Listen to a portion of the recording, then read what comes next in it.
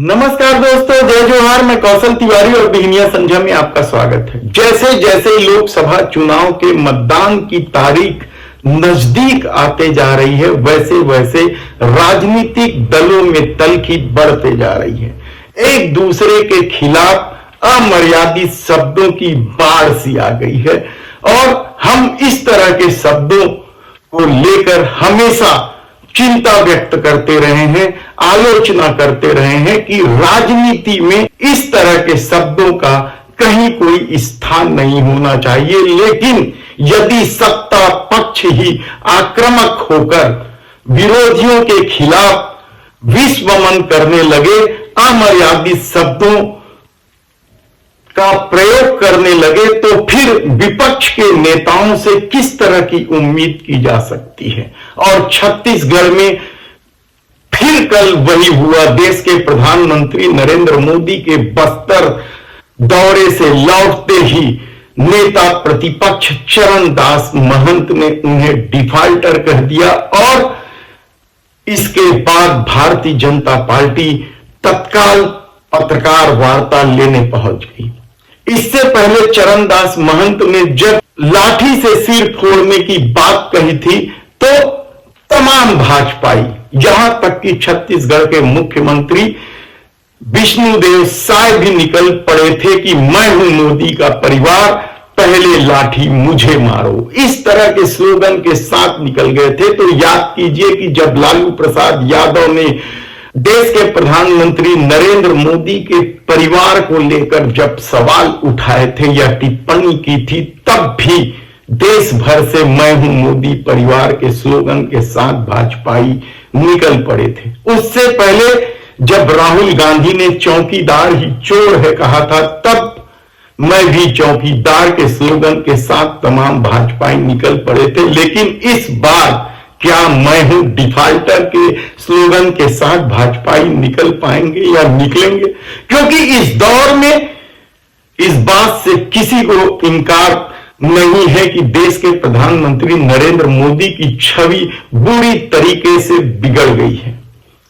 हालांकि यह छवि हिडनबर्ग की रिपोर्ट आने के बाद से ही बिगड़ गई थी और इसकी पुष्टि किसी और ने नहीं, आरएसएस ने अपने मुखपत्र से ही कर दिया था कि इस छवि के भरोसे चुनाव जीतना मुश्किल है। लेकिन देश के प्रधानमंत्री नरेंद्र मोदी की अपनी ठसक है, अपनी धमक है, इसलिए वे अब भी यह मानते हैं कि उनकी छवि के भरोसे ही चुनाव जीता जा सकता है। लेकिन जब चुनावी बांड का नतीजा सामने आया कि किस तरीके से पैसा वसूलने के लिए हर वो काम किए गए जो अनैतिकता की श्रेणी में आते हैं, यानी सत्ता यदि पैसा लेकर धंधा देने लगे, सत्ता यदि पैसा लेकर जहर बेचने वालों को क्लीन चिट देने लगे, सत्ता यदि पैसा लेकर सरकारी गवाह बनाने लगे, तो फिर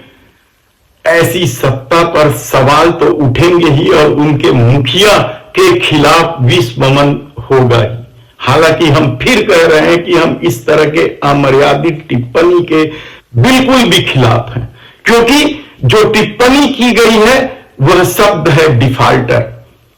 डिफाल्टर आमतौर पर उन लोगों को कहा जाता है जो पैसों से दिवालिया हो जाते हैं, जो कर्ज लेने के बाद पैसा नहीं पटाते हैं, भागे भागे फिरते हैं। इस फेहरिस्त में आपको याद होगा विजय माल्या, नीरव मोदी, मेहुल चौकसी, कितने ही नाम, इन्हें डिफाल्टर, भगोड़ा, पता नहीं क्या क्या कहा जाता है। तब देश के प्रधानमंत्री नरेंद्र मोदी को डिफाल्टर क्यों कहा गया? वह भी उस व्यक्ति के द्वारा जिसकी राजनीतिक जीवन में वाणी को लेकर संयम बरतने या उनकी छवि इस तरह की है कि कहा जाता है कि चरणदास महंत इस तरह के शब्दों का प्रयोग कभी नहीं करते हैं। वह व्यक्ति यदि डिफाल्टर कह रहा है तो इसकी वजह क्या है?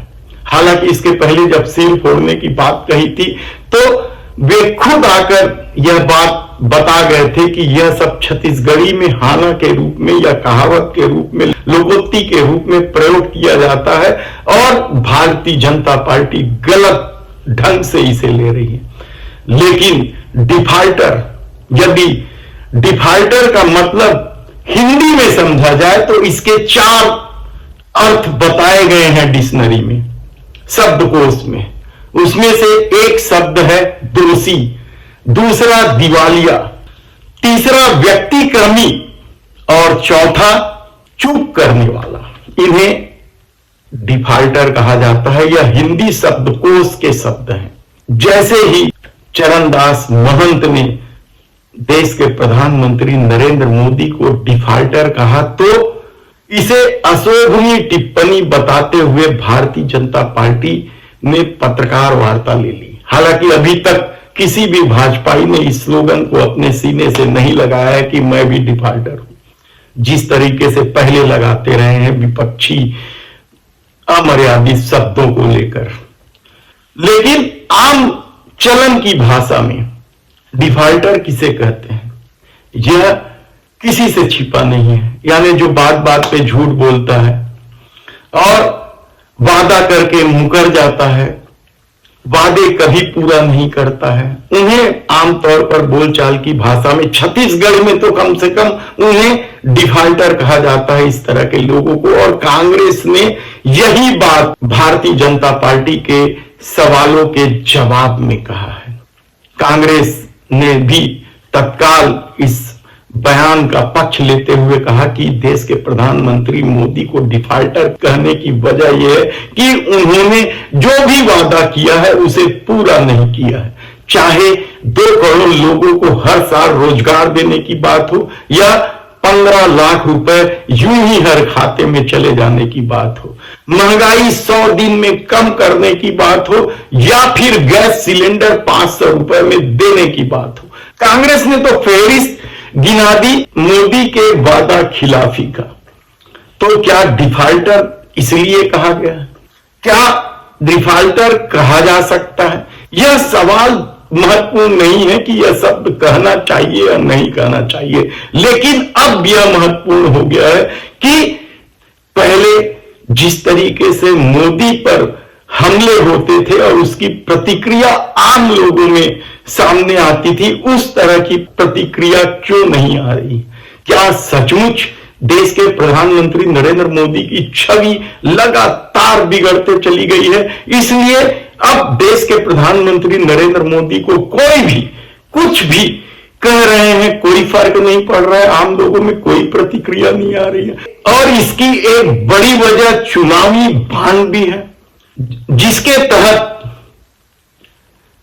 पैसा लो धंधा दो का खेल शुरू किया गया, जिसके तहत उन दवा कंपनियों से भी पैसे वसूल लिए गए जो नकली थे, मापदंड से घटिया स्तर पे थे, यानी एक तरह से मरीजों के लिए वह जहर का काम कर सकता था। ऐसी दवा कंपनियों की भी जांच रोककर पैसे ले लेने की वजह से अब लोगों में मोदी की छवि बिगड़ चुकी है। या फिर विरोधियों को कुचलने का जो खेल खेला गया है, या नेहरू गांधी परिवार को के खिलाफ लगातार विश्वमन होते देख जनता परेशान है या हैरान है या फिर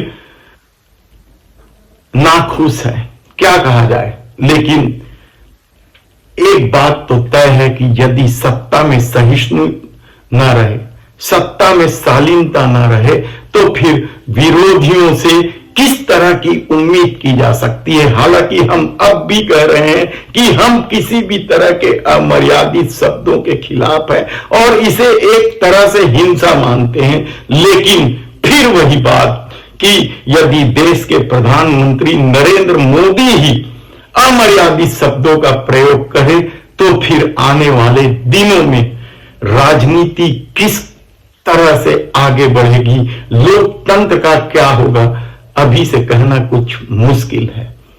धन्यवाद।